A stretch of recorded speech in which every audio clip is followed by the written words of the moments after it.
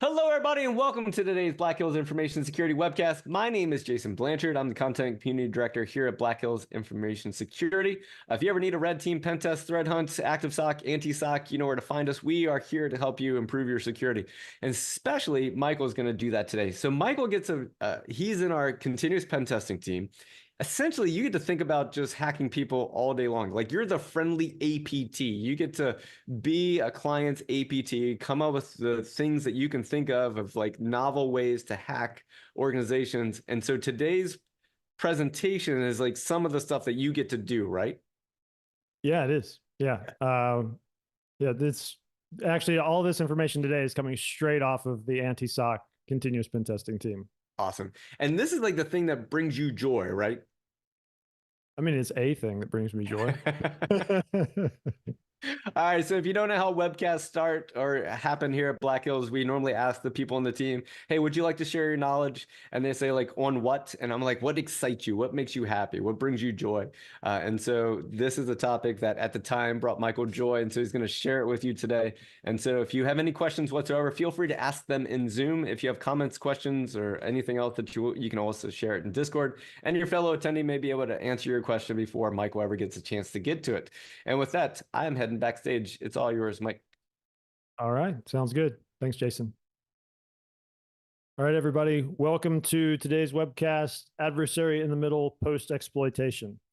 As Jason said, my name is Michael Allen. I am a red team practice lead at BHIS, and I'm also an initial access specialist on BHIS's anti-SOC continuous pen testing team, which is pretty much my primary role at the moment. All the testing that I'm doing at the moment has been on our continuous pen testing team.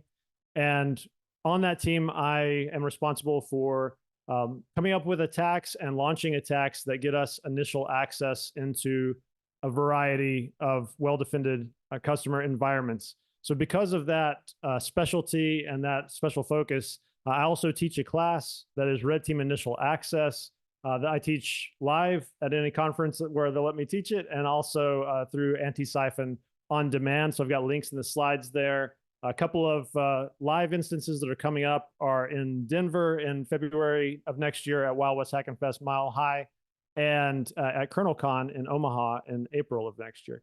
Also got a couple links there to my social media accounts, GitHub X and LinkedIn. If you're interested in the content that I'm going over today, feel free to follow me. I post tools and other resources from time to time that are related to initial access methods and just other stuff that I use in my role at BHIS. So with that, I'll stop talking about myself and we'll get into today's content. So as I said, in the title, this is all about post-exploitation today. So there is a bit of backstory that comes before the stuff I'm going to be talking about today. At this point in our story, we have successfully executed an adversary-in-the-middle phishing campaign against a target organization's single sign-on portal. And we've captured credentials through that attack. We've also captured the session token of the user who signed into our portal. And we've then successfully hijacked that user's session on the single sign-on portal. So now we have access to that single sign-on portal. And all this stuff that I'm talking about in today's presentation, this actually came from, it was the result of a massive adversary-in-the-middle phishing campaign that we did on the continuous pen testing anti-SOC team against many of our customers all at once. We did it's a postcard phishing attack that I've actually got a link to it on the last slide of this deck that I've talked about in a previous webcast. But we had so much success that we're not expecting that level of success, that it was just all hands on deck trying to get, all testers to take over these accounts that we had now got access to and triage all of those accounts to stay covert in the environment, to maintain persistent access to those accounts, and to start using those accounts to access other things that we could then leverage to accomplish our goals in the environments, all very quickly and with testers who have different sets of skills. Not all of us are versed in the same tools and the adversary-in-the-middle attack and things like that. So that's where this is all coming from today, and that's where we're going to start. So we're starting with post-exploitation, and this is the process that came from that experience, all kind of boiled down here on this one slide. So our adversary-in-the-middle post-exploitation triage process that we built from this experience to allow us to, as quickly as possible, do the right things and make use of the access that we get from adversary-in-the-middle attacks, and do that quickly and make it a repeatable process across multiple testers. So to go through these one by one, first thing we're going to do is prevent user alerts. So again, we try and stay stealthy. Then the second thing we'll do is try and add our own multi-factor token to the user's account that we've compromised. This gives us persistence, at least one method of persistence, if our session in the single sign-on portal times out. It also gives us the ability to log into non-web resources, for example, the VPN. And then the third thing we're going to do is to check for internal network access. An important thing to note here is that we can check for network access. We might be able to get internal network access even if we haven't got our own multi-factor token on the account. I think this is something that discourages a good number of testers from adversary-in-the-middle phishing as an attack path, is the belief that you're not going to get access to the internal network through this type of attack, and you're only going to have access to, say, a web portal. That's just not true. And even if we didn't add our own multi-factor token to the account, we can still get internal network access through a few methods that I'll show. So another thing I'd like to point out here is that every step in this process is independent of all the other steps that are in the process. So, as I said, step 3, we can check for internal network access, even if we weren't able to add our own multi-factor token to the account. We can do any other step independent of the others as well. We can access and persist in other web apps if we weren't able to do any of the previous steps or whatever. These are just laid out in this order for maximum effectiveness and to get the best return on the actions that we're doing. So we want to stay covert. That's why we're starting with preventing user alerts. And then from there on, we want to do the action that we can do as quickly as possible that gets us the maximum amount of access that we can get from doing any given action, so we make the best use of our time. So continuing with the list, number 4, we're going to access and persist in other web apps. And then number 5, we're going to use device code access to access Microsoft services and resources, although we'll have to do that with a bit of caution since there are some things that defenders can do to kind of prevent that or detect us when we're doing that. So now I'll dig into each of these and we'll talk about each of them in more detail. So the first, preventing user alerts. You've probably seen an alert like the one on the left here in particular. When you log into an account, maybe it's your email account, your work account, whatever, from a new device, a new browser, from a new IP address, you'll often get an email that says there was a new login to your account, and it's got information in there such as the IP address you logged in from, the location you logged in from, the device type that you logged in from, and the browser often is in there as well. So all of that is information that could let the end user learn that we are doing actions on this account that are not something they're doing and are therefore, reasons for them to report this to security, that something suspicious is happening. Another example is on the right, where we're enrolling a new multi-factor token in the user's account. And we get very similar information in this alert that, would include all those things that the other alert could potentially include: location, IP address, all of that. And this is one in particular that we don't want the user to receive, because the next step, number 2 in our process, is we're going to add a multi-factor token to the user's account, hopefully. So we want to prevent any alerts related to that as all, since that's, if we can, since that's part of our plan. So how do we stop this? Well, it's really simple. All we do is we create an email rule that blocks all of those emails that have any kind of text in them that indicates that, there's a suspicious login or suspicious multi-factor was added to the account or something like that. So this screen here, this slide, is actually the exact images that I always reference whenever I'm doing this step, so that I can look back and see, what was it that I did? What was the exact phrases that I uses for this rule and everything like that. So first thing I do when I get access to a user's account is I go into their email, I add this rule to the list of rules, and I give it the parameters of the subject or body includes, and then all those strings you see there: security alert, new sign in, et cetera. Every different variation that I can think of like a phrase that would be specific to one of those alerts. The other settings I want to set on the rule are that the rule will take the action of deleting the email, and it will also mark it as read. So what that does is whenever the email comes in, it lands in the user's inbox, instead of sitting there in the inbox, it automatically gets moved to the user's deleted items or trash folder. And that's important because since I'm a red teamer, I don't want to actually delete the email in case maybe I catch some legitimate email that's not related to my activity with this rule. So while I'm monitoring their deleted items folder, if I see something that's generated that this rule catches that is not something that was caused by my own activity, then I can move it back to their inbox. I can mark it as unread, and I won't interrupt anything that user is actually doing or that's, like legitimate business email. If I was a real world attacker, I would set that to permanently delete instead of delete, and that would just delete it outright and not move it to the deleted items folder or anything like that. Then the last step is the stop processing more rules to check that box and to uncheck run rule now. So what I want to do is I want this to be the first rule in the list of rules that the user has configured in case they've got other email rules configured in there.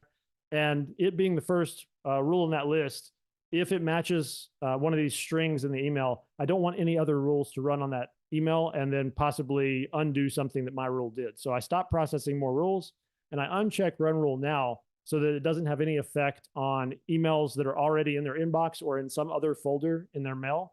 So that way I'm not causing any kind of problems. I'm not deleting any emails that were important to them or just really doing anything that they would notice and would be suspicious and an indicator of malicious activity in their account. So once I've created that email rule, the next thing to do is then number 2, add my own multi-factor token to the user's account.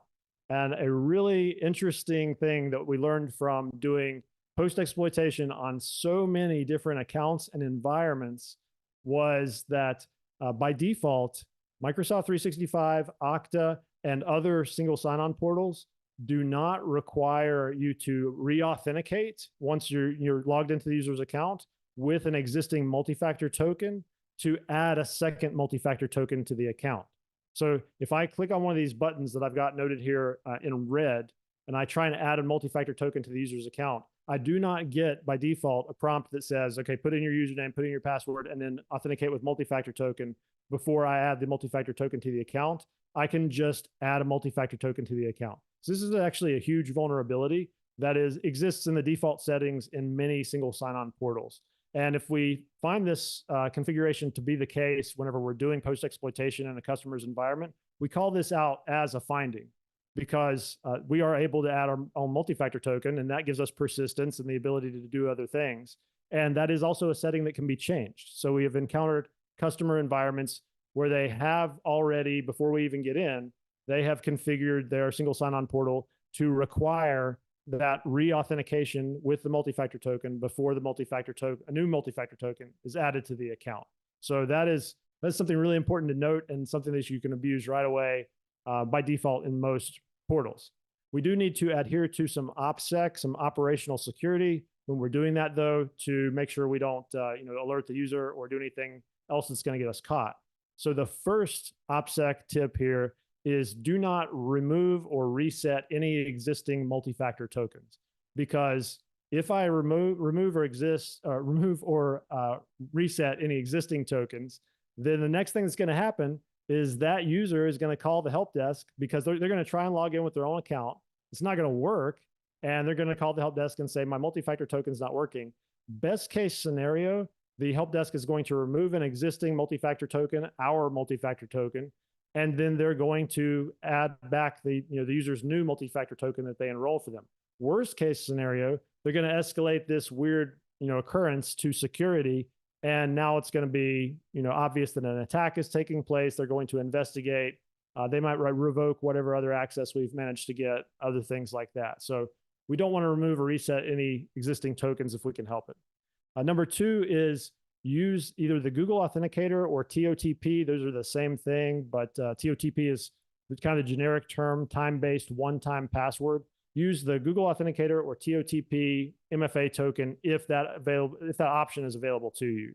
So reasons you would want to use that type of multi-factor token as an attacker are that first, no push notifications are generated whenever you log into the user's account. So there's not any push notification coming to the user to tell them there was just now a login attempt on your account. Also, no network traffic is generated between your mobile device where you set up the token and the environment that you are targeting. So there's not any like IP address, device model, anything like that getting disclosed to that environment that would make this appear suspicious, because the way the TOTP token works is there's basically a secret key that is shared ahead of time. It will be either a text string or a QR code. And then you scan that QR code with your phone. And now you've got a random, say, 6-digit code that's being generated every 30 seconds. And that's what you type in to do your multi-factor authentication.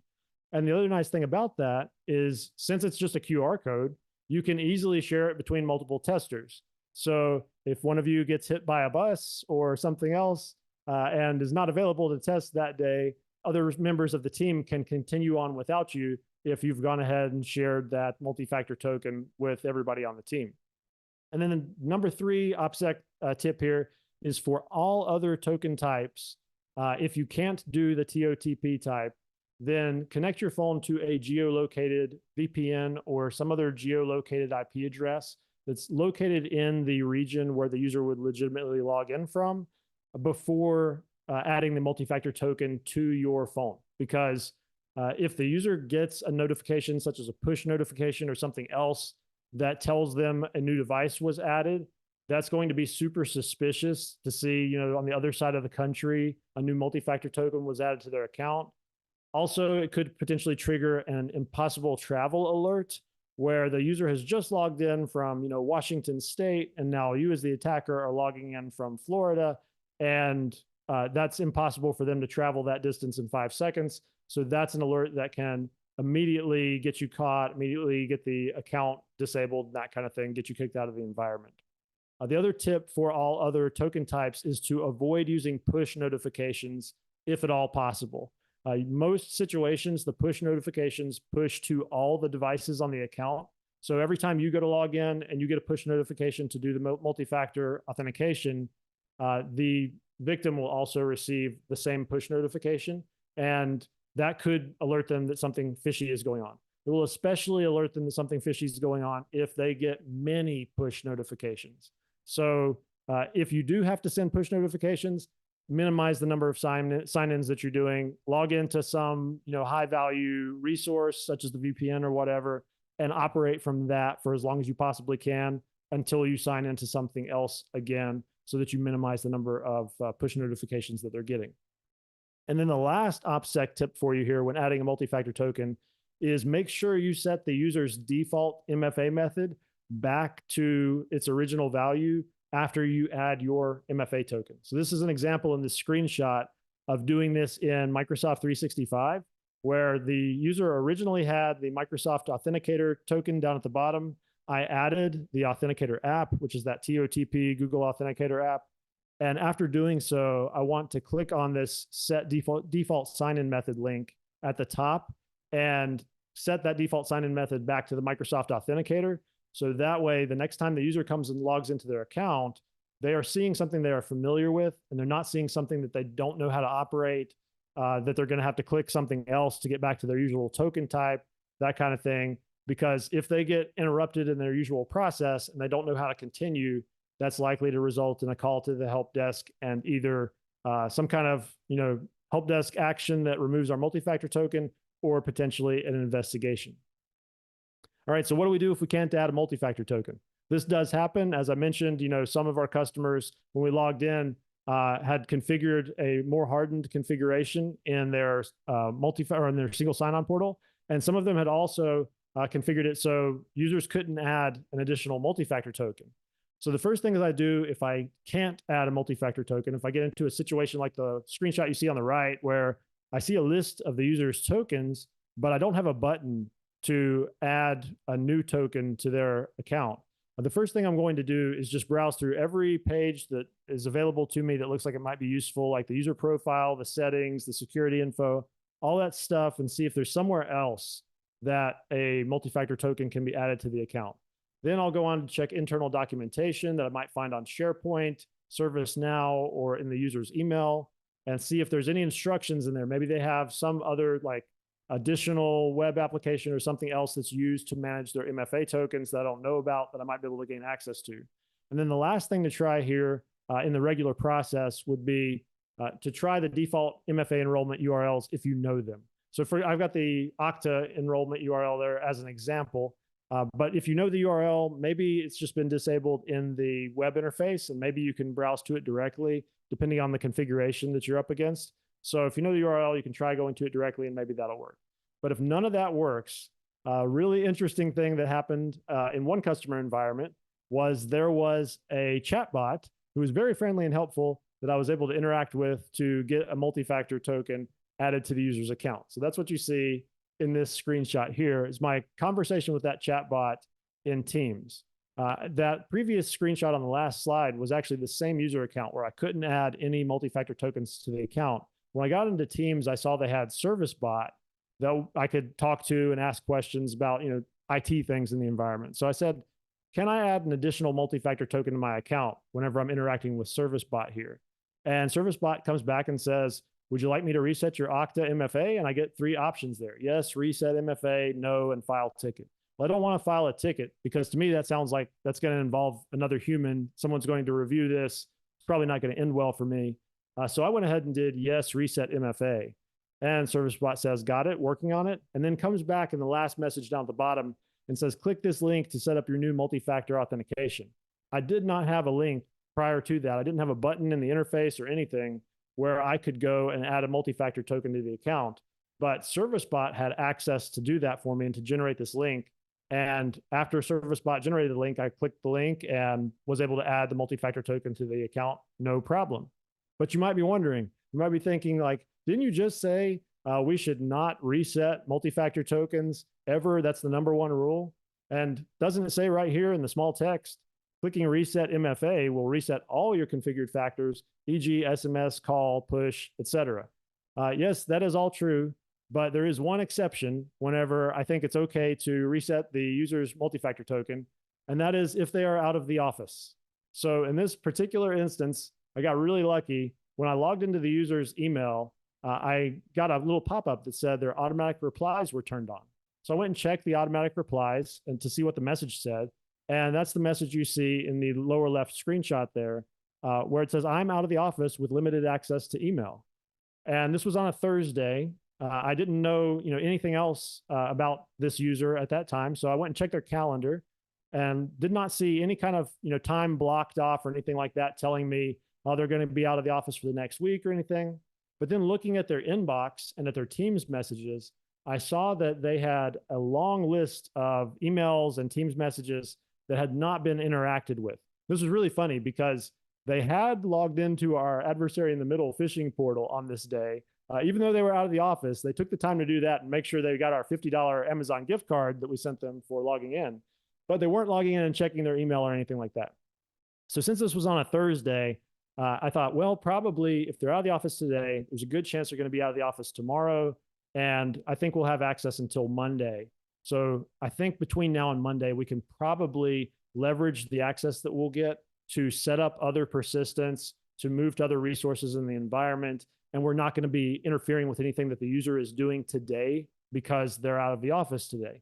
So this seemed like a viable situation in which I might reset all of the tokens. So in that case, it did go very well for us. In most cases, I would say don't reset all the tokens. Yeah, the out of office is the one exception to that. All right, so now #3, check for internal network access. Hopefully, at this point, you've got a multi-factor token added to the user's account.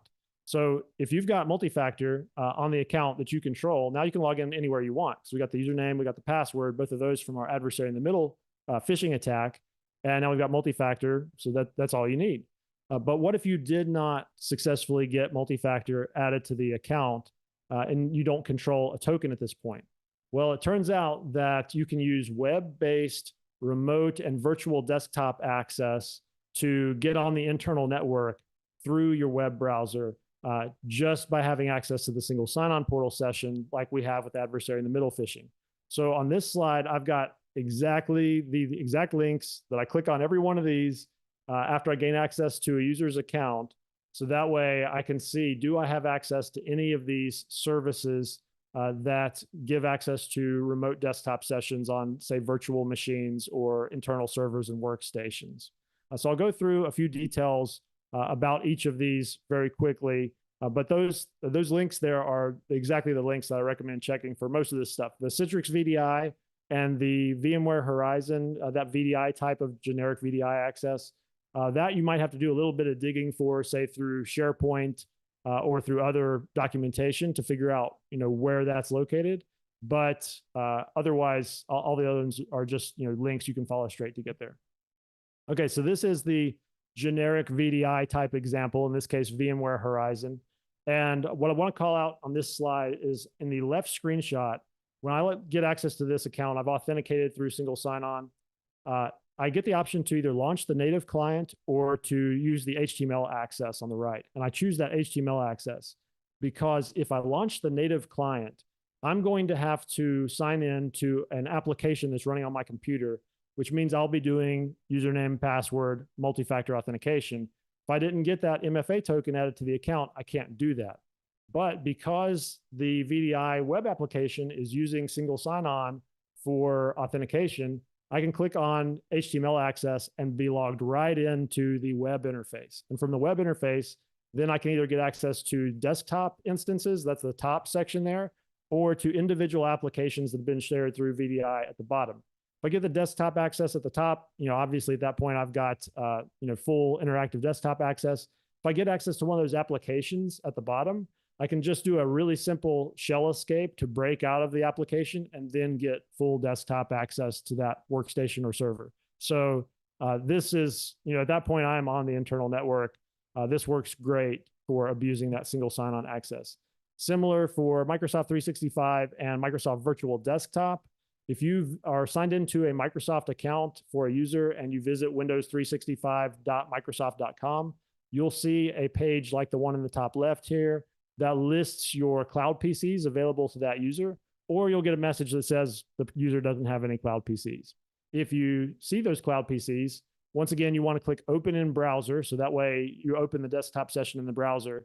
But first, after you click that button, the next thing that's going to appear is the in-session settings that you see on the right.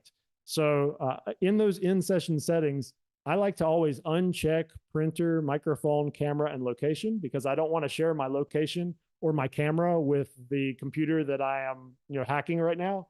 But I do like to leave enabled file transfer and clipboard because those are very convenient ways for me as an attacker to upload C2 payloads or whatever to that machine that I'm getting on, and to exfiltrate data out of the environment.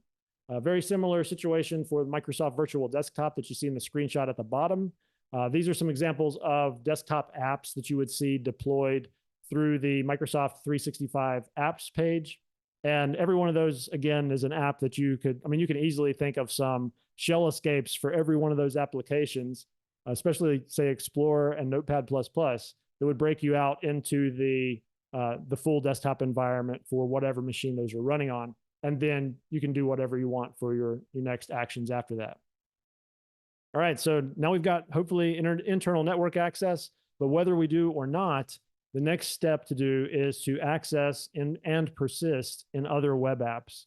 So the way we go about accessing those web apps, first of all, is to visit the apps page or the single sign-on dashboard, whichever it happens to be called, where all of the applications that allow single sign-on through our single sign-on portal are listed. So on the right at the top, I've got a screenshot of the Okta apps page, and at the bottom, I've got the screenshot of the Microsoft apps page. So just by clicking or double clicking, depending on the interface, on each of those icons, then those applications would be launched in a new browser tab or browser window, and you'd be automatically authenticated to that user's account on that application. So that's really easy and straightforward way to get access to a whole bunch of other web applications on behalf of that user. And you never know what you're going to find in those web applications. In fact, in a couple of instances, the applications we accessed through this method were where the crown jewels for the customers that we were targeting were located. We got access to things like VDI and stuff like that and got to the internal network. But the data that they were really concerned about, in some cases, was actually in these web applications that you access this way. So it's worth digging into every one of these. Another thing that I want to point out that is absolutely worth doing every time is visiting that Microsoft apps page. because even if they use Okta or some other single sign-on platform for single sign-on, sometimes Microsoft is still used for single sign-on to some other applications or authentication to some other applications. That can happen when either the organization used to use Microsoft as their single sign-on platform, and maybe they've transitioned to something else, but some of the third-party applications that they use are still configured for the Microsoft authentication. Or it can occur whenever, say, a third-party service doesn't support maybe Okta for single sign-on, but does support Microsoft. So they configure it with Microsoft because Okta is signing them into Microsoft, and then therefore the user can access that application because they're also signed into Microsoft at that time. So always check that apps page on Microsoft 365 in addition to checking whatever the single sign-on dashboard is for the organization that you're targeting. Now, how do we persist in those web applications that we access through single sign-on? So we got access to them. We've got them all open in browser tabs. The next thing to do is get an extension similar to the one that I've got linked here. This is the tab reloader extension for Firefox. I like to use Firefox when I'm hacking, so I'm using a Firefox extension in this case. Link to that there on the slide, and then there's a screenshot of using it at the lower part of the slide. And you can see, like, all you do is you click on this icon that appears in your toolbar, and you get this little dialog that pops up that asks how often you want to reload the current tab. By default, it's set to 5 minutes. You can change that if you want to. You can change the variation, which is basically like the jitter, if you're familiar with that term, and then click start reloading, and that page is going to reload every 5 minutes or whatever you set it to. What this does is it simulates user activity on the page. So if you've ever, say, logged into your banking website and you left the page unattended while you were, you got distracted, you were doing something else, maybe you were, looking for a receipt, to match up to some kind of charge that was on there or whatever. But because there was no interaction on the page, no one was clicking any links or anything, the page ends up timing out. It detects that inactivity and it signs you out for security purposes. Well, we can prevent that from happening just by refreshing the page every so often, so the website thinks we are still interacting with the application. And the other thing that this takes advantage of is the fact that the web applications that use single sign-on for authentication, their session timeout period is not at all connected to the session timeout period for the single sign-on portal. So I do this reload method on the single sign-on portal and on all the web applications. But the single sign-on portal, if it's something like Okta, it often has a fairly short session, like hard session timeout, that even if I'm reloading the page, it still kicks me out after, say, 24 hours or something like that. But even if I get kicked out of that single sign-on session and I can't get back in, the other applications that I've opened in other tabs, I still have access to those because I'm already authenticated to them. I already have a session cookie for those applications. And as long as the session doesn't time out in those applications, I can persist in them for a really long time. Some applications you can persist in for, a year or longer. And we've persisted in a lot of applications for like a very long amount of time beyond the end of the single sign-on portal timing out. One other thing that is important to mention here too, before I go on to the next slide, is this also applies to Microsoft services. So each individual Microsoft service also appears to have a different session timeout and session handling rules. An example of that was we got access to a user's Microsoft account, and the blue team was on to us. They had detected some of our activity, and so they were working on kicking us out of the environment. I opened up the portal, the Azure admin portal in one tab, and the Intune admin portal in another tab, in addition to the Microsoft 365 tab that I already had open. And I was active on all of those pages, essentially, refreshing them all, but I was actually manually active on all of them. Well, the blue team was able to go ahead and kick us out of that user's account. They actually changed the user's password and they killed the Microsoft 365 session. But even though they killed the Microsoft 365 session, my session in Intune and my session in the Azure portal were both still active. So this was very interesting to us as attackers, and absolutely something that you could take advantage of. So recommend opening each different Microsoft service in its own tab as well, and persisting in those in the same way, since their session timeouts and other session behavior may not be linked together directly, or at the very least might not propagate over directly. All right, and then finally we get to device code access to Microsoft services. So what is device code authentication, first of all? An example of this that you're probably already familiar with, if you haven't heard of device code authentication, but you probably use this, is Netflix or other streaming services that you might open up on a smart TV. So when you open up a streaming app on your smart TV, you probably see an image like what you see on this screenshot here, where you get step one, you're supposed to visit a URL or scan a QR code with another device, like your phone or your laptop. And then once you get to that URL, you are instructed to enter the sign-in code that it shows on the screen, usually like a 6 to 8 digit code, and then sign into your account, so your Netflix account or whatever in that browser. Interesting thing, if you are already signed into your Netflix account, then when you visit that URL and you enter that code, you won't have to sign in again. What will happen is you'll just get a quick prompt saying, do you want to grant access to your TV? And you click allow, and now your TV has access to your Netflix account. Well, for some reason that I still don't yet understand, Microsoft also supports device code authentication and also behaves the exact same way. So I don't know anybody out there that's signing into their work Microsoft resources from their smart TV, but this exists for some reason, and we can abuse it. So we use a tool called Token Tactics to kick off the device code authentication process. And then in the browser, this is what that device code authentication process looks like. So we get a device code or user code out of Token Tactics that we then put into a legitimate Microsoft website, as you see in the screenshot on the left. And while we are logged into that user's Microsoft 365 or other Microsoft resources. Once we click next, we then receive the prompt that you see on the right, the top right, asking, are you trying to sign into Microsoft Edge? If we click continue, then we get a response back that says, you've signed into the Microsoft Edge application on your device. You may now close this window. So we've completed the authentication process in the browser, and now we've got a token in our Token Tactics or whatever other tool that we've decided to use for this that we can import into other hacking tools and now access Microsoft resources in the environment using those other hacking tools. And we can do this even if Microsoft is not the single sign-on provider that the organization uses. As long as that user has a Microsoft license and a Microsoft account in that company's Microsoft tenant, we can take advantage of this.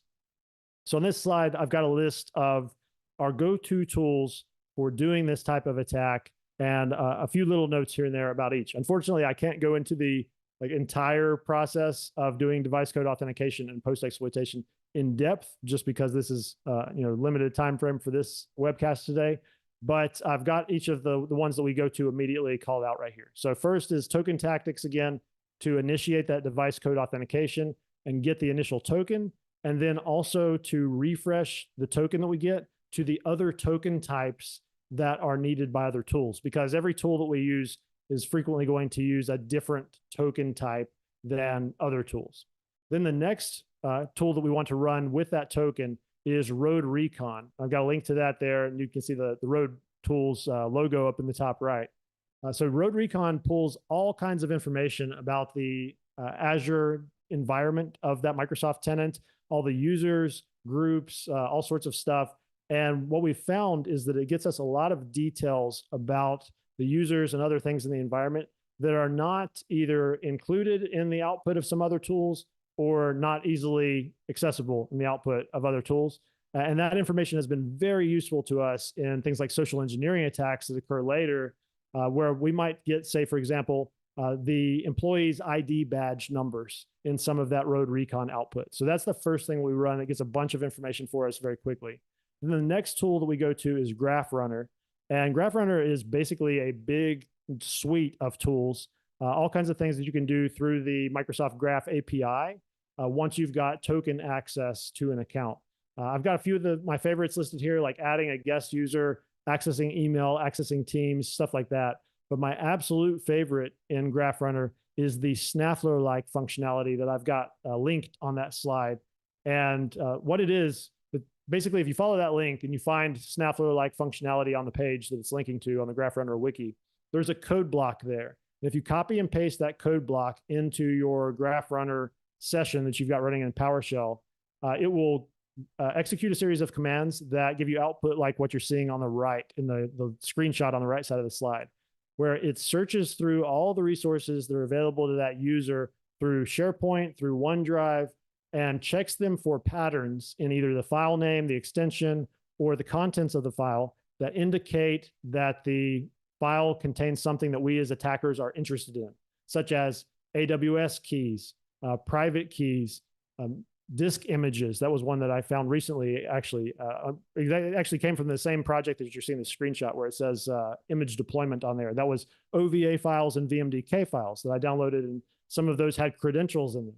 So there's all kinds of very interesting stuff that you would find with Graph Runner and have access to and have the ability to do post-exploitation actions that would not be so easy, say, through the SharePoint web interface or other interfaces. And then the last tool that I've got that I'll call out here is Azure Hound, which is very similar to, like, if you used Bloodhound and used a Bloodhound ingester in an Active Directory environment, very similar to Bloodhound, but it's for Azure. So you collect a large amount of information about the Azure environment, and then you import that into your Bloodhound user interface. And now you can view different attack paths and privilege escalation opportunities and all sorts of other things within Azure in your Bloodhound interface, just like you would for Active Directory. Now, I mentioned early on that the device code authentication requires a bit of caution, and there are a few reasons for that that I've got listed here. So number one, we have to mind our OPSEC. This is not necessarily obvious whenever you're doing device code authentication, so I wanted to call it out. We should be using a geolocated IP address really for every action that we're doing during post-exploitation, but make sure you're doing that whenever you're doing your device code authentication, because whatever device generates the device code or the token is going to be that the IP address of that device is the one that will appear in logs and the one that we'll get alerted on. Then number two is that detections exist for some queries and tools. In particular, I've got a couple of blog posts here from Invictus IR linked that contain detections for Graph Runner, the different actions that you can do with Graph Runner, things that indicate that someone is running Graph Runner in your environment. So we want to be mindful of those detections as attackers, and also if you're a defender, potentially incorporate those detections into your own environment. And then number three is the detections exist for the device code authentication itself. A situation that we ran into very recently was, like, within the last couple of days actually, was that a customer had configured the alerts in their environment in such a way that it was basically a honeypot for device code authentication, where when we authenticated with device code authentication, the account was automatically disabled and we lost access to that account, all access to the environment, because this customer had identified that device code authentication was pretty much just an indicator of compromise, because no one, as I mentioned before, was using their smart TV to access their Microsoft 365 resources in that environment. So that is also another trigger, like just the device code authentication itself could be the thing that gets you caught. So we save this for last and use it with caution when we're doing post-exploitation and trying to stay covert. There is an alternate option that you could do here where you could potentially obtain tokens from other Microsoft web apps rather than doing the device code authentication. But the problem with that is that they often have a greatly reduced scope that's specific to that web app when we get them from web apps instead of from doing the device code authentication. So not as ideal in that situation, but that is another way that you can go. All right, so that pretty much wraps up the entirety of the post-exploitation triage process. And I've basically just been talking about, attack related things this entire time, things that are useful to us as attackers. So now that I'm in the conclusion, let me quickly circle back and give some key takeaways for defenders that want to defend against the stuff that I've been talking about today. So the first key takeaway I want to give to defenders is to defend against that adversary-in-the-middle attack itself specifically, which is, everything I've been talking about has been post-exploitation. We started with this talk with access to an account. we'd already done a successful adversary-in-the-middle attack. If we had not been able to do that adversary-in-the-middle attack, we would have not been able to do anything else that I talked about today. So to defend against adversary-in-the-middle, there are two different ways to go about doing this that work very well. The first is to consider switching to an adversary-in-the-middle resistant multi-factor token for your users, such as one that's U2F or FIDO2 compliant. That will prevent current adversary-in-the-middle tools from working because of the way that standard of multi-factor works. The authentication will not complete through the adversary-in-the-middle portal, and we will not be able to capture a session token. Number two, which is actually, I think, a bit more robust, but just because it's not specific to the authentication, is to consider allowing logins only from the internal network or the VPN. So this would mean, your users have to be either on the internal network, like physically, or connected to the VPN in order to log into any resources. And I've seen this happen, especially say in banks, where the tellers at the bank are only allowed to log in from within the bank. They have no reason to really log into any work resources from home because they're bank tellers and they're not, necessarily having to answer emails or something like that from home, I assume. So if you do that, the way the adversary-in-the-middle attack works is that the login is occurring from our adversary-in-the-middle server, which is located on the internet whenever the user logs into that portal. So even if the user is logged into the VPN or on the internal network, if they try logging into our adversary-in-the-middle portal and you only allow logins from the internal network or VPN, that login will still fail. And that there's no way that I'm aware of to get around that if you're trying to log in externally, unless you find some kind of gap in the deployment of that configuration or something. But assuming it's been deployed uniformly, not any good way to get around that. So those are the two first things to do as a defender. Then if you want to defend against the post-exploitation actions I talked about today specifically, the first thing you do is you want to harden the configuration around adding new multi-factor tokens to the user's account. Ideally, if a user needs to add another multi-factor token to their account, you want them to have to call the security team and have someone on the security team initiate adding a new multi-factor token to the account, enrolling that token so that the user can do that. Not the help desk. We social engineer the help desk all the time, especially on the anti-SOC team. So you don't want them to call the help desk. You want this to be a thing for the security team to do. Now, if that doesn't work for your organization, the next best suggestion is to require users to re-authenticate with an existing multi-factor token before they can add a second multi-factor token to the account. And that I have seen that configured in multiple single sign-on portals. So I know that configuration is supported by, say, Microsoft 365 and Okta, for example. Then number two is to disallow device code authentication for all users by default, and then add exceptions only when required. I have yet to see an environment where device code authentication was actually required. So this doesn't seem to cause any kind of business impact where this is done. Again, there's the option of using device code authentication as a honeypot, but I think personally that it's probably most secure to just disable it outright. That will also prevent another attack called device code phishing, which is another way that we get around multi-factor authentication and get access to an environment. That way, by disabling it completely, you do just prevent everything that would possibly happen that's bad related to device code. And then finally, the last two key takeaways, also specific to post-exploitation, are to configure the single sign-on portal and all connected web applications to expire sessions in the shortest reasonable period for your organization. Personally, I recommend 12 hours as the max, because that will give users a full workday plus extra time if they're working late before they have to log in a second time. And that way they only have to log in once a day to that single sign-in portal. And then they'll have access to all the other applications as needed without logging in a second time. But the key here is to whatever period of time you land on, to deploy that same configuration through all web applications that are connected to that single sign-on portal. So the user can't persist in one, the attacker can't persist in one after losing access to the other.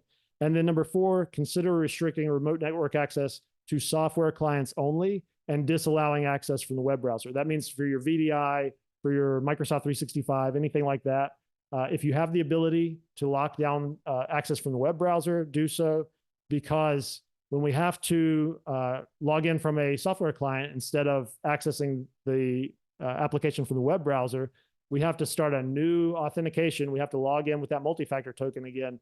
And if we don't have the multi-factor token, we can't log in and do that. So that prevents that type of access as well. And I'll also point out that these last two recommendations, they also harden the environment against other attacks too that are not adversary in the middle.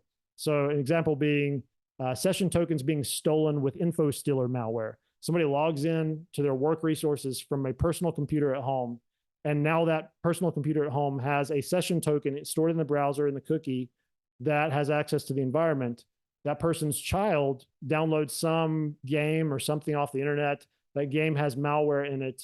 That malware executes on the workstation, sends that session token off to the attackers on the internet. Those attackers now trade or sell those session tokens to provide access to other attackers to the environment.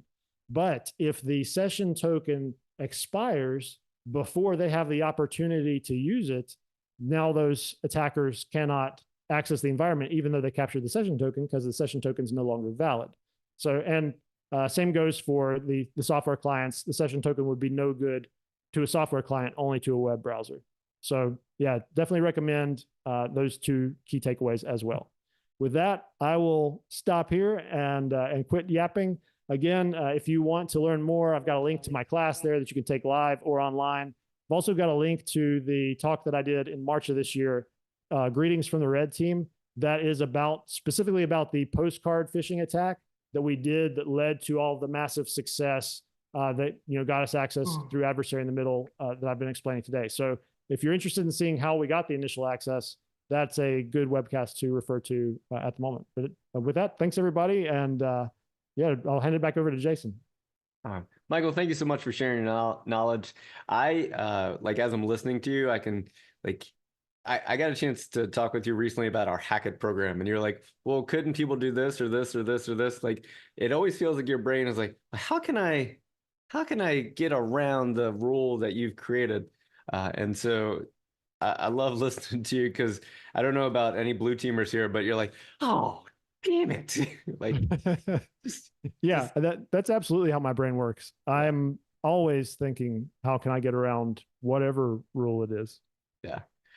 So we're gonna stick around. We're gonna do some Q&A, and then if you would like to learn about what it's like to work with our continuous pen testing team, when the webcast is over in about 7 minutes, you can stick around for that. We don't do any advertising during our webcast. We wait for it after. And so if you want to find out what it's like to be a customer or client of the continuous pen testing, stick around when this is over. We'll do about 5 or 10 minutes of that with Corey and Michael and Brian.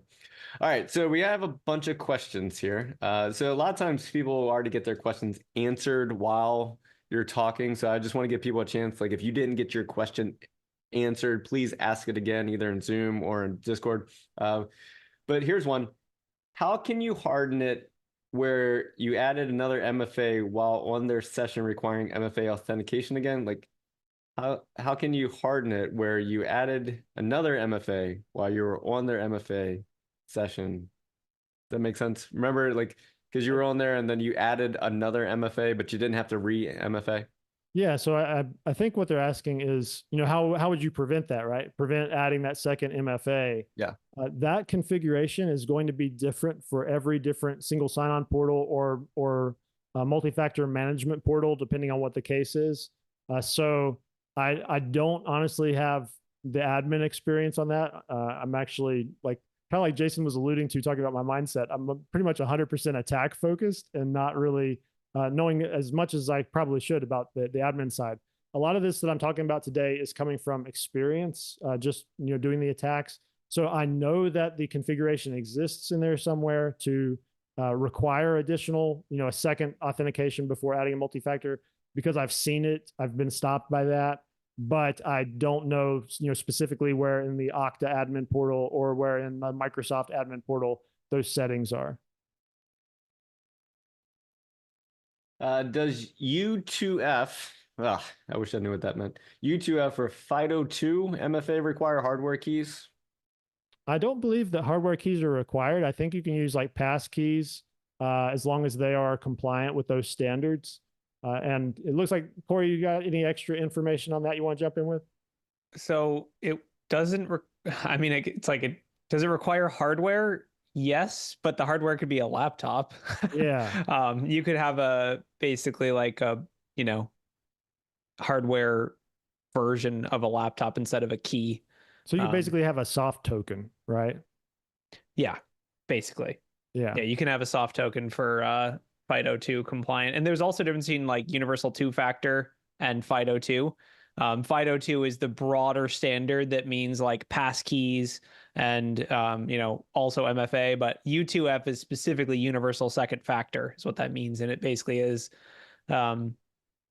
cryptographically secure MFA, basically is the long and short of it. Yeah. Question here: how do you deal with inbox rules if they get alerted on new policy creations? So I suppose the question is like, what if creating the new rule in the email, what if that generates an alert? Right. Hopefully that doesn't happen. With some of this, we are operating kind of blind and in the dark. So we have to just work off of our experience and, what works like 90% of the time. So it is possible that could generate an alert. Honestly, there's several things that I'm doing in there that could generate alerts. But what we're seeing in most environments is that those things are not generating alerts. Like talking about the email rules, for example, something that I have frequently seen generate alerts regarding email rules is if I get into a user's account and I want to have a method of persistence, such as creating a rule that forwards all their email out to my email, where I can read all their email even if I lose access to the environment. That in most environments, that's going to get you kicked out. That's going to get detected. They're going to investigate. They're going to kick you out. But creating an individual email rule that does not forward anything anywhere, it just deletes something, I have yet to see that generate an alert in any environment. And one reason I would suggest is probably the case for that is, users have got to be able to create that rule for legitimate purposes. Like what if they're getting a ton of junk mail or something? They don't want to get that. They're going to, create a rule to automatically delete it. So, anything that legitimate users are doing for legitimate purposes is often something very good for us to do as attackers. And that's kind of a key concept. It's actually one of the main key concepts that I talked about in the Red Team class, is to use legitimate tools and legitimate business processes as much as possible as an attacker, because you'll just blend in with everything. There might be a question that we'll have to follow up with a blog or something like that. It says, have you ever tested against this new control access policy against token theft? And it's got a link to it. So what I think might have you do is take a look at that link and then answer the question somehow later on. And there was a couple more questions about conditional access. My question, Michael, like it's a kind of a personal question as a human being who gets to do this kind of work. When you find a new way in, how does that make you feel? Good. Excited. It makes me feel smart. It makes me feel, all the good feelings. Yeah. And if you can find a way in, do you assume the defenders are really good at security, or that you're not as good as you thought you were at pen testing and initial access? Not really either. If I can't find a way in, then that usually indicates it's a hardened environment to current standards and current best practices and stuff. But something that I feel pretty strongly about is there are vulnerabilities around us all the time in software, in security awareness, whatever it may be. And when we hear about some kind of new exploit coming out in the news or whatever, and it's quickly being exploited by everyone, well, that thing existed out there for a long time before some person found it and turned it into an exploit, and then everyone started exploiting it. So to me, my feeling is I just have to get more creative. That's, I heard this speech one time. I forget the guy's name that said it, but he said, the brick walls are just there to keep everyone else out. And that's exactly how I feel, is they're just there to keep everybody else out, not me. Yeah. So that almost feels like a good way to wrap this up. But I always like to do, if you could wrap up today's presentation, one final thought, what would it be? Oh God. Don't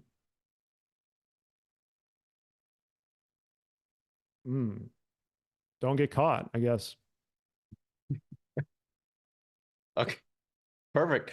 So we're going to stick around for a couple minutes. If you want to find out what it's like to work with our continuous pen testing team, which we internally call the anti-SOC and sometimes externally called anti-SOC, they have a axolotl as their mascot. It's fun. It's a haxolotl. Anyway, so what we're going to do now is say thank you so much for joining us. If you got to go, we get it. We understand. We'll be back next week. Craig Vincent's going to be here to talk about finding vulnerabilities in desktop applications. So definitely check back with that. And then we have a summit coming up in December. You should check that out. And then join us at Wildwood Hacking Fest in Denver. Okay. Okay, so that is the end of the webcast. If you're sticking around at this point, you're going to hear what we like to call promotional material. We're not very good at this. We probably suck at capitalism. We don't even have a marketing team. We killed the marketing team back in 2019. Like Ryan did it. Is that what the confrontation was about? No. Part of it. No. So if you are here and you do want to hear what it's like to work with our continuous pen testing team, feel free to ask questions inside Zoom of like, if you want to know more about continuous pen testing, how it works, how to become to be a client, or how to request our services. So we got Brian here. He would be on the business capture team if you send an email to consulting@blackhillsinfosec.com, or if you go to the website and you go to the contact us form and fill that out. Brian's going to be a part of that team. And then we got Corey, who leads the CPT, and then we got Michael as a part of the CPT. Is that right? Did I get that right? Yep. Okay. All right. Okay. So, and someone just asked if we're attending Echo Party. We're not. We had some people who were going to go down in Argentina, but unfortunately they won't be able to go. But we're sponsoring Echo Party for their hacker outreach program. Okay, so my first question is, when someone hires us to be continuous pen testing, is that for like 6 months, a month, like a year? Like what's it for? Default is a year. We have some very trusting clients that signed up for like multiple years at once, but in general, it's a year. There is a fun little thing, because we're Black Hills and we suck at capitalism, that there's no cancellation fees, there's no minimum commitments. So if a company comes in, says, all right, it's been a month, Rhino destroyed us, we want out, that's always an option, but a year is the default. Okay. And why do you think a year is needed? Like, it's a good question. I think the biggest thing is just so we can fail more and learn more. That's really where the basis of anti-SOC came from. Rhino and I were both legacy red teamers at Black Hills, and I've been red teaming almost exclusively for like 5+ years now.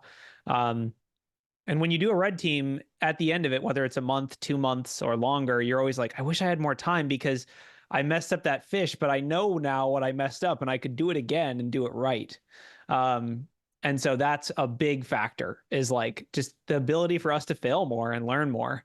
The other big factor is we can wait for attacks to become valuable, right? So let's say there's a CVE that's released, there's no POC, maybe in a month there's a POC. Maybe Spectre Ops just makes a blog post at the right time and now everyone gets DA again because they have some new ADCS vulnerability or whatever. And also the info stealer angle. Like, you never know when that info stealer is going to be published. So if we're around in the environment for a year, the chances that something that gets us initial access comes along, just kind of drops into our lap, is way higher. So those are the big reasons.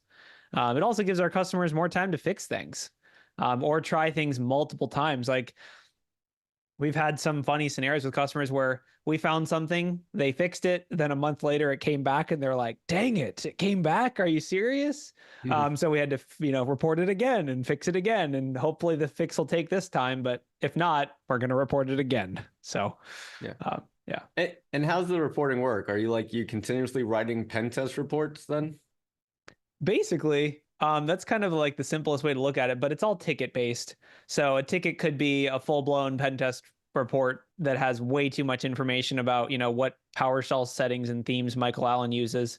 Or it might just be a ticket that says, hey, we found this. We don't really know what it is, but there's a bunch of employee email addresses, so you should probably go close that or whatever. So basically, yes, a bunch, and we call them micro reports or whatever, like basically just having a bunch of small piecemeal things.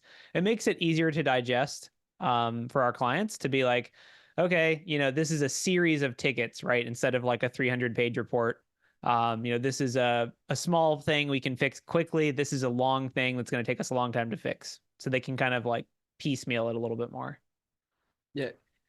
And Brian, you're like a sales bro, right? Like when they reach out, you're just gonna hound them until you get your quota. Is that how it works? Yeah, if I worked at another company, but we don't do quotas, we don't do commissions. No. So it'd be just like pen testing, honestly. It's the exact same approach. Honestly, we actually, with bigger contracts like this in SOC, we tend to know that it takes a lot longer to get through things. So by and large, it's going to be the same process. We get on a call with you, we send you a quote. You like the sound of it, cool. If not, we're not going to be pestering you or anything like that. No. Yeah. And wait, we don't wine and dine at our clients? Well, potentially, maybe. How's your golf game? Hey, if you want to fly me out to where you're at and do a round of golf with you, I'll do that. Sure. Not gonna be. I would like to do that. That's backwards. Like instead of anyway. Oh, you want us to wine and dine them? Oh, yeah. Well, yeah. Why would a company wine and dine the sales team of a vendor? Hey, you know what? It has happened exactly once, actually, since I've started. So you really are. You're not a sales bro. No, I'm a sales. That was consultant. the clearest indication that Brian has no idea how sales bro life exists at all. Okay, I honestly will say never even heard the term before. So one thing that really broke me is that people told me that mountain biking is just the like millennial version of golf. Yeah. They were like, this is what people do now. And I was thinking about how I do ride bikes with John Strand. I was like, dang it. He got me. They're right. It's true. No, it's true. Yeah. All right. So, anyway. Michael, we talked about like a brick wall just keeps other people out. So when you sign on a new client, are they just like this new brick wall for you? And you're like, yeah, okay. I mean, sort of, but more so the way we do things on the anti-SOC team. And like one of the things that adds a lot of value to it is like Corey was talking about, we have the opportunity to fail more. Something else we have the opportunity to do is to do more R&D. So we can see an opportunity for an attack or a technique or something that doesn't exist yet. And we can really figure that out, say on one customer's environment, depending on, who it seems like it's going to be most likely to work against. And then after figuring it out, we can immediately execute it at scale against all of our customers. So rather than with a traditional penetration test or a traditional red team, where for one thing, we have a much smaller period of time to try and figure out novel things to do. And it's only running against one customer. In CPT, all of the customers get the benefit of that R&D, and we're able to dedicate more time to it to do things much more similar to what a real world threat actor would do as far as building custom tools, which is required much more frequently these days than it has been in the past. And coming up with novel techniques or just novel like social engineering ruses and stuff like that. Yeah. A question just came in from the audience. Does continuous pen testing count and make an organization compliant with the intent of like PCI controls? Yes. Yeah. Well, yeah. So basically, we will satisfy any kind of security testing requirement. We won't actually do the PCI or FedRAMP or whatever checkbox you need to check. That's between you and whoever's certifying you for that thing. And just to kind of like put an interesting thing in people's ears, I personally believe in the next 10 years that regulations will require continuous pen testing, because a point-in-time pen test is not exactly the best picture of an organization, right? If the goal of compliance is to confirm that an organization is doing due diligence, getting a week-long test a year, 1 out of 52 weeks, isn't necessarily an indicator of that. having someone more tenacious and evaluating the environment on a continuous basis, I think, will be required in the next 10 years.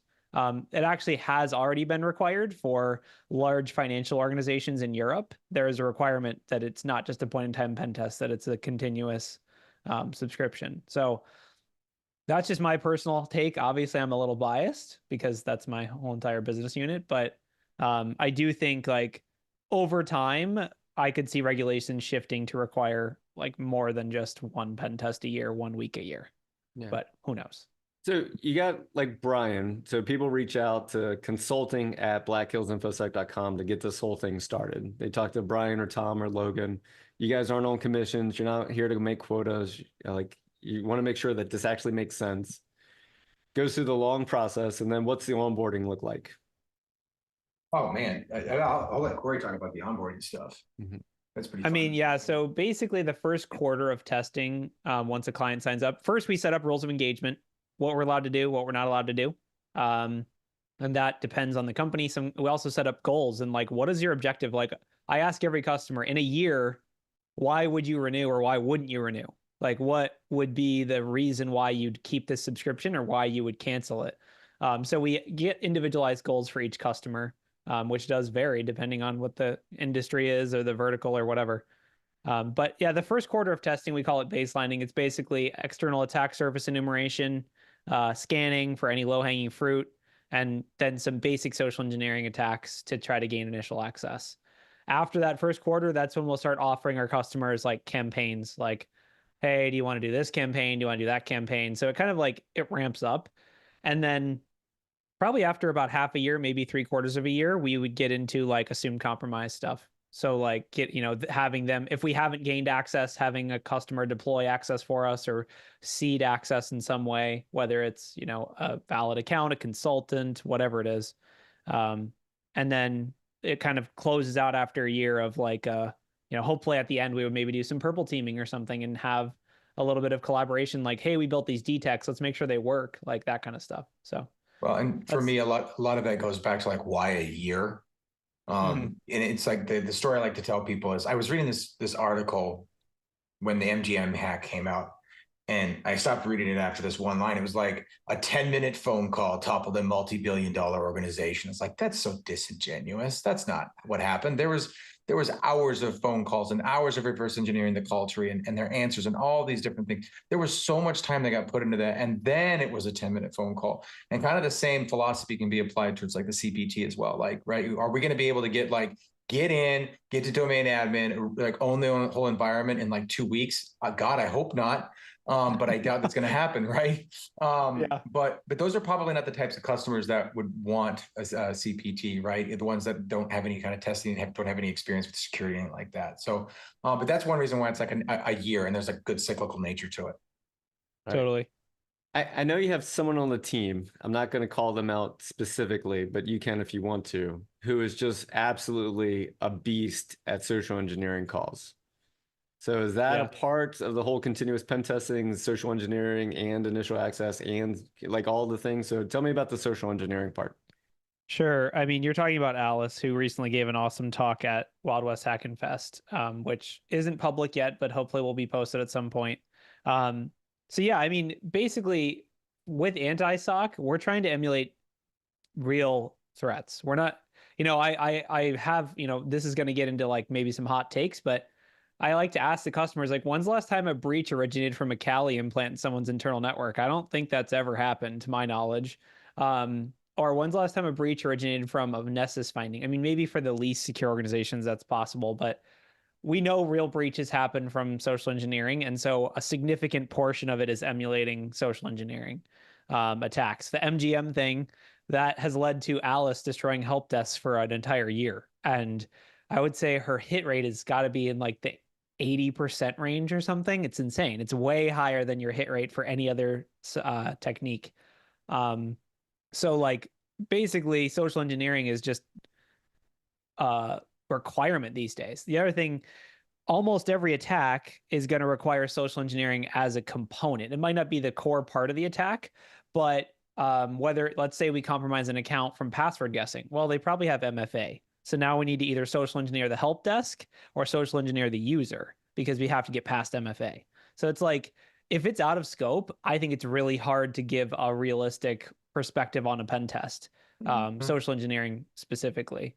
Well, yeah. But yeah. No, I was going to say that, and then that's another good aspect of that. Like going back to probably what kicked this whole thing off, at least from some of I came in probably halfway through most of the conversations for the CPT stuff, but like when you look at like a red team, right? When I think Corey, when you first started, I think our standard on our red teams was like 2 testers, 3 weeks, right? And we were doing 2 tester, 2-week red teams.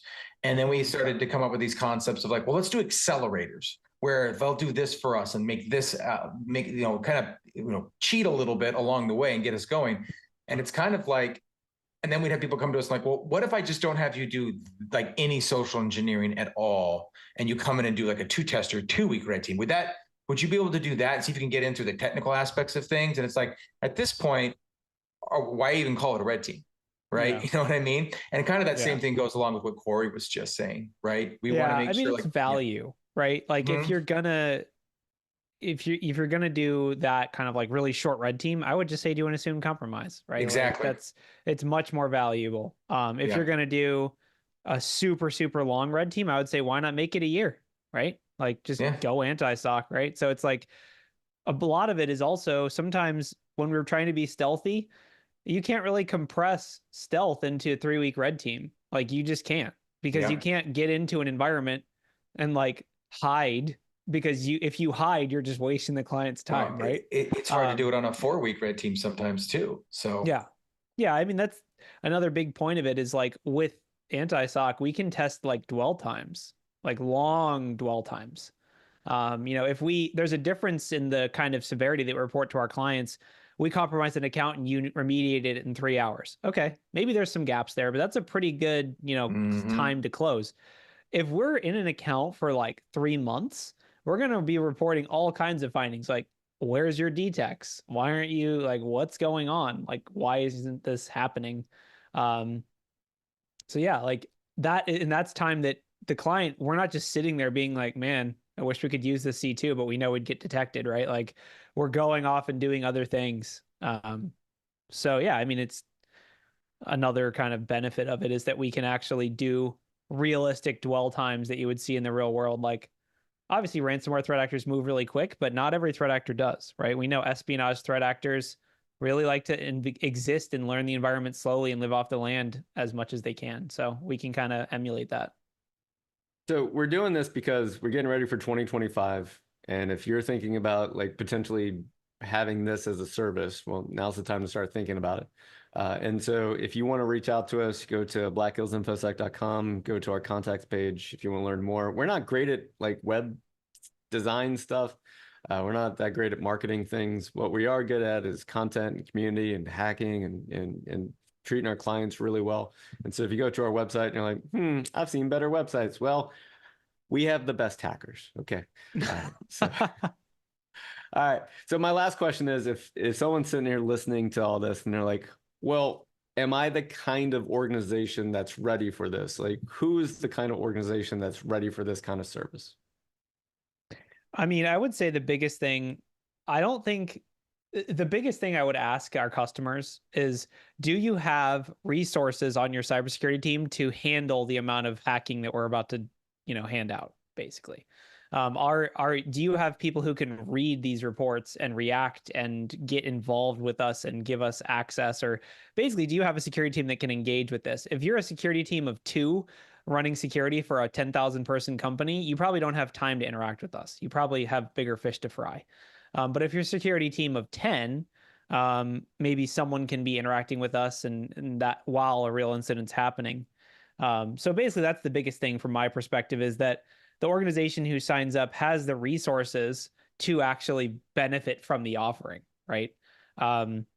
Wade asks how many people. I think it depends on the company size, right? I think honestly, as long as we have one point of contact that can consistently reply and can be engaged with us, then it works. But the customers who get the most value out of it have 10 or more people in whether it's the SOC or whether you can add as many users as you want into the Jira portal that we have. And that basically gives you full visibility of like, maybe the SOC doesn't engage with tickets that aren't, specifically hacking related. Maybe they don't engage with web app stuff. And then maybe you have the AppSec team who engages only with the web app stuff. So that's the biggest thing, is just that you have a security team that could engage with us, right? We hate it when you just publish a bunch of pen test reports, they end up in SharePoint and no one ever reads them. That's like the worst. The other thing is just, go ahead. No, I was going to ask you, what about companies who've like never done much pen testing or never done much red teaming? Like this. Yeah, I mean, in that case, I would always say, what is your worst day as a CISO or as like a high level executive? It's probably, assume compromise would cover it, or even an external pen test would cover it. Yep. I don't think there's anything wrong with being an immature organization and signing up for anti-SOC. You just have to be able to know that you're you get destroyed, right? Like if you don't have things like EDR, MFA, all that good stuff, it's gonna be a lot more findings for you. But if you're okay with a lot of findings, then we're okay with it too, right? We have customers that have, 40 plus open findings at any given time. They can't close all of them within 90 days, but they're slowly working. And after a couple of years, we're seeing movement. So, basically it's just a matter of having the staff and personnel to interact with us is the biggest thing. Otherwise, it's not that we can't do the testing. We'll still do all the testing. It's just, it leads to kind of a stalemate where it's just like, we're like, okay, well, can we do this fish? And then we get no response. And so we just don't do the fish. That's the biggest, negative for us, is that we can't do what we need to be able to do. But yeah, I would say it can work for almost anyone, I think. Yeah. Cool. And I'm going to sound a little like a telethon, but we have callers standing by, or phone operators standing by. We actually already got a request for someone to talk to us about CPT. So if you're listening, we saw it. So someone's going to reach out soon about it. There's another one. Oh, and another one. Yeah. Yeah. So, slow down. Yeah. So thank you for listening. Thank you for being interested in the CPT as a service. Corey, if you could sum up all this in one, and Michael, I'll have you do the same thing. Brian, I'll have you do the same thing. So Corey, if you could sum up everything in one final thought, what would it be? I'd say anti-SOC is your friendly neighborhood APT. All right. Michael Allen, final thought? Still say don't get caught. Nice. And Brian? Don't trust salesmen. Oh, shoot. That's it. All right. Well, thank you for sticking around for this. What? We only do this every once in a while because most likely we're always booked up. We are booked up. We're just, in case someone needs the service and we can provide the service, then we want to make sure that this services exist. Every once in a while, people are like, you're like a webcast and a backdoors and breaches company, right? And you're like, yeah, we also do pen tests and CPT and SOC services and other things. So in case you didn't know this existed, we wanted you to know it existed. And thank you for your time today. And with that, Ryan, go ahead and kill it with fire. Kill it, Ryan. Kill it. Why are we still here? Why are we here? He waits. He doesn't kill